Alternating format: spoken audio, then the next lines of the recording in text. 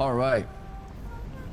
So had a pretty productive weekend after Friday and the talk we had. You know, I locked it into fifth gear, making sure that. What'd you do this weekend? Well, I'm about to explain. Okay. Saturday, physical therapy, working on my body, getting better. We also moved some fentanyl. Made some deals with some folks about this upcoming event happening this Friday. Telling folks about it. Handing out posters. And then while advertising the whole event, the Besties came down to the manor. Sorry, I mean to the Blarneys. It was Future and Forehead. They were asking if they can gamble, and I told them, listen, boys, y'all not welcome here. I need you to leave. And they're saying, why? I said, after the shit you pulled off, the way you scam and rob Blarneys for $300,000, and then you have the desk come down here and ask to gamble. For shit. I said, I'm tired of disrespect. I've shown these boys nothing but respect. I always go to my way to invite them. You have. That is I go down to the locksmith. I spend hundreds and thousands of dollars of my own cash buying their guns, doing deals with them, trying to build that bridge, just for them to turn around, rob the place, and then lie about it. Get out of here with that shit. I ain't taking no disrespect like that. I'd rather die than live on my knees. So, Future kept saying, well, it was a manor, it was a manor. I said, I talked to the manor. They said it was over a money run. So why are you lying? And he kept deflecting. Then Forehead got up and said, okay, we're not welcome here. Walked out. And then started basically just like talking to himself out loud saying, what kind of car should I buy with $300,000? What do you think, Future? Let's go down Mosley's or tuning shop. Fucking Arouche gave us the only leverage we fucking had. They're trying to rub it in.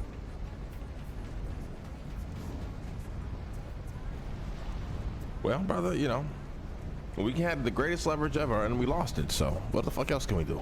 Yeah, we had him by the balls. I don't even know why Arouche would do that, honestly. They whisper some good shit into his ear, and they must have like offered him something. This is what Arouche does. I'm telling you right now. This is Arouche's cycle. Let's say that he knew that I didn't like you, right?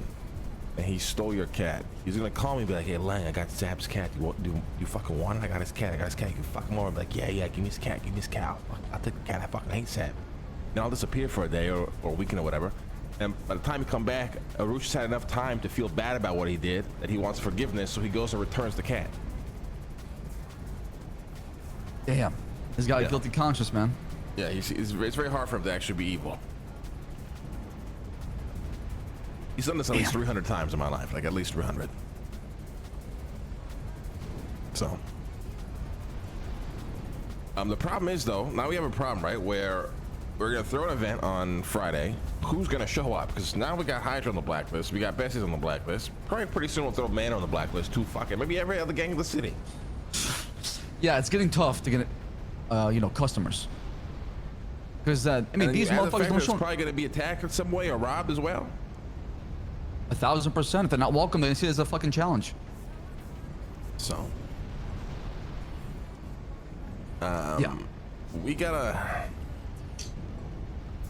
Man.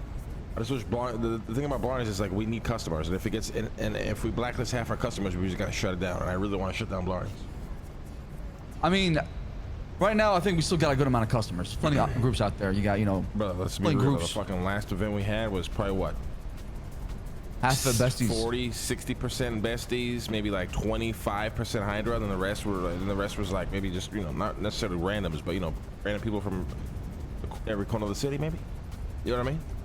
Yeah. Well, that's why I'm trying to do a good job of trying to advertise. Those guys that probably gamble is probably only Besties, really. Yeah, I mean, big money. Yeah, I mean, Forehead is the biggest guy that drops the biggest money, right? Yeah. I mean, I don't understand why they're doing this shit in the first place, because I've shown, like I said, I've shown these boys nothing but respect. So at least just be honest with me. It's the same shit with fucking Hydra back in the day, where we try to build like this crazy relationship with them, and then they stabbed us in the back over one of their boys getting shot that we had no idea was their boy. You know what I mean? It just is what it is. We have to just keep it moving. And we are. And I also got a new side business for us, for the crew. that I told you about as far as the fentanyl. What you got? Oh, the fentanyl. We got 1.7 million worth of product in fentanyl. We can flood the city with it. So we came up with this idea because obviously No Cypress got a big target in its back. And the last thing I want to do is add a bigger target in its back by telling these motherfuckers that, hey, we got a lot of fucking fent and we got a great cook. So what I did is added a little buffer zone, a little layer in between. Okay. It became a fake cartel. Sophia is Griselda. We're her muscle. Well, Yesterday, like we that, made 3 actually. deals. We made 3 deals already. With the Vagos, ADMC, and the Saints coming up. This is great. This is actually a great, fantastic idea. This is why we keep Saab around. You know, he's She our speaks people Spanish shit. fluently. So, and I obviously we have somebody translate. Wait. So you already had her meet up with people under this whole thing, and I missed it. Yeah. Damn. Well, so no. So yesterday was more like the meetup and showing them we got product. And then today we're gonna make some deals. Hell Sell yeah. some. ADMC's yeah. ready to take 6 keys. Vagos are also ready to take 6 keys. And the way I'm kind of playing it off, I'm telling How much Sophia does a is key go for? we're selling it for 25. And you can double for 50. 25 a key. Yeah. And who actually translates? I'm curious. Well, it's me. Now, there was a... Hold on. So Sophia speaks Spanish, and then you translate it. Yeah, well, if they speak Spanish, you know, obviously she can speak Spanish back to them. But if they don't speak Spanish, I translate what we talk about, because I give out a script to everybody. I tell them you got lines right here, read it. Okay. Well, there was a mess up in the first deal, just truth to be told. So, you know me, I like to test people to see if they're ready. And I brought Dante one of the deals. Shit, we brought Donnie to a fucking... Oh my god. But this guy can barely work at Blarneys. He's been doing some work for us. He's been pushing shine, pushing weed. I don't give a fuck. Piss poor performance, my man. Bring him the fucking giant ass drug deal. Did he at least perform? He fucked up. Yeah, no shit, he fucked up. The last 2 times I was with this guy who was in the hospital fucking cosplaying his blade. No shit, he fucked up. I do like Dante's vibe, by the way, Chad. He's a funny guy. I wanted to see what we have in him. Okay, and what did he have, Sam? So, obviously, the way it's supposed to go down is the customer shows up. He's Yeah. supposed to be. What we did as well is it turned it into like some sort of fucking cartel shit. We have 2 Patriots that look like military Humvees, and then 1 black SUV, which is the VIP Griselda. That she's a boss, right? She's in that car. So he's supposed to be the driver of that car, right? And he's supposed to open the door for her, and she's supposed to come out when the customer's there. He didn't do that.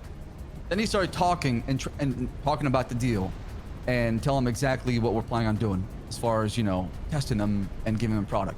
When in reality, it's supposed to be Sophia, and I was like, Dante, shut your mouth, but I didn't want to interfere or erupt him in the middle of the deal because I don't look like a bunch of amateurs in front of these guys, right? So, and also, he was supposed to show him the product and not touch it, but instead, one of the Vagos members took the product, and now I have a brick. Wait. We lost the brick? Yeah. Hold on. Can we rewind? So how did Dante actually cause us to lose the brick? Because in the transcript, I told him to not tell him to look at the brick and to see the product. And he said, have a look and see. And he didn't tell him to not take the brick. So I guess he went in there and then took the brick. And we didn't know until we checked afterwards, the brick was gone. Okay, who took the brick? The Vagos member that we called El Diablo. Oh my, everybody just fucks with us, huh? I think it was a miscommunication. Brother, that don't sound like miscommunication, my brother. That sounds like we just got stolen a brick off of. What we could do is next time we meet, that brick they took, count it as that. And I'll find Dante 50,000 You for think losing. these guys are gonna meet up with us after? Absolutely. People are dying for shit like this. 100 pure Are they fentanyl. really though? Because it sounded like he just stole a brick from us and fucked off. I take full accountability for that fuck up because like I said, that brick No, but you're misunderstanding. I'm saying it just seems like he stole from us. Why the fuck would they want to buy from us? I don't give a fuck about the brick. The bricks are irrelevant. I'm talking about the action. Like I said, I'm tossing that to miscommunication. I don't think he understood that you're supposed to just look at the product. The way kind of Dantes said it is like, you can have it as like a look what we have kind of test, like a sample. Okay. Okay. Look. Our reputation's in the gutter. We are down horrendously bad.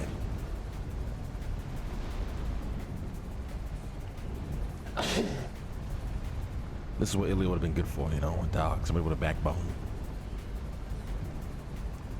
Eat motherfuckers, you know? Yeah. And now I'm stuck with you as my second in command. Well, you know what that means. What? There's only up from here, brother. Yeah, hopefully. And our new recruit is a guy who's really competent and cosplays as a Blade, and he's ended up in the ICU twice from the last 2 jobs I went on with him. That's our new recruit? He's not gonna make it. What do you mean he's not gonna make it? It's not up to you. It's up to ChatGPT, no? Sam? He's not gonna make it. It's not up to you. I mean, right? What do you mean it's not up to me? I mean, brother, I mean, you're it's up to you. ChatGPT, are you not? Absolutely no. It does not dictate my life. I use it maybe 1% of my life, not 99. Okay. Well, let's. What is the plan? So, what is the plans for today? We need to. The event. Where are we having it? Mount Chiliad? So it's a 3 events in one. Oh, okay. It's like a gauntlet. All right. So the first event is gonna be on Mount Chiliad, where there's gonna be a ramp, dirt bikes. They jump off, they parachute. There's gonna be some drones holding hoops, and they have to go through the hoops to make the points. And there's gonna be a landing target where they land at the like the desert path, like a But this bullseye. sounds like the kind of event where it's actually fun for the participator. So why would we make it a spectator event? Shouldn't we just make it a participator event? Actually, that's a great idea. I didn't think about that. Well, yeah, because I'd rather do that than watch that. Well, You hear know this what I'm out. Yeah, it gets better. And then what you're gonna do is, once they land, there's gonna be jet skis in the water with jet ramps, and there's also gonna be hoops with drones. You gotta be able to get those points as you take the ramp in there, right? And then you go all the way toward like for Zancudo, and you stop. There's gonna be a dirt path. You hop off the jet ski, and then they take the bicycles of the jet skis. So not jet skis, sorry, the dirt bikes. And then there's gonna be just a little dirt path obstacle. And then they have to jump into a ramp, or take the jump in the ramp, and then they have to land to the bullseye. Oh, we call and this a Blarneys gauntlet. $25,000 a head to participate. Ooh. Winner gets X amount of cash, and then we take bets as well. But you gotta think next time, right? Like if you're gonna do a spectator event, it has to be, what's the word? I don't even know how. What is the? It's gotta be, you know, spectatable. I don't know if that's a word. If you're gonna do a spectator event, it's gotta be able to be watched. All right. If you can't do an event where you can barely watch it, how are you gonna watch? It's like fucking. How are you gonna watch any of that? Well, so you split it in 3. So you have the people watch the first jump, all the monkeys go, and then they go down to the lower part at the water side, and they can watch from the water side. Like you said, it is gonna be hard for a spectator to watch, regardless, right? It's gonna be a lot of just moving around. We'll just talk to the monkeys. All right. I speak fluent chimp, and we'll just have them like fucking come around, like pretend to attack the contestants and shit. You know, like a scary roller coaster. Or like a haunted house event, you know? Just fucking just fly around, they'll shoot shit, they'll fucking crash shit around you, you know, fucking scare the fuck out of you. While you're doing the gauntlet. Yeah, while you're doing the gauntlet. Hell yeah, that sounds like an amazing event. I need to see this at Mount Chiliad though. Is that already set up, or when are you setting this up? No, I removed it. Okay. I'm trying to do a day of, or when we do testing, that way, you know, it doesn't cause any issues. Perfect. And what about Blarney's stone thing? What's going on with that? That is today too as well. I need to meet with everybody. We need to get in like ceremony ropes or whatever, and then we got a list of people that have been gambling, placing a lot of bets, sports bet. All right, brother. Gather the crew. Let's have a Monday meeting. It's been a while. Useless fuck.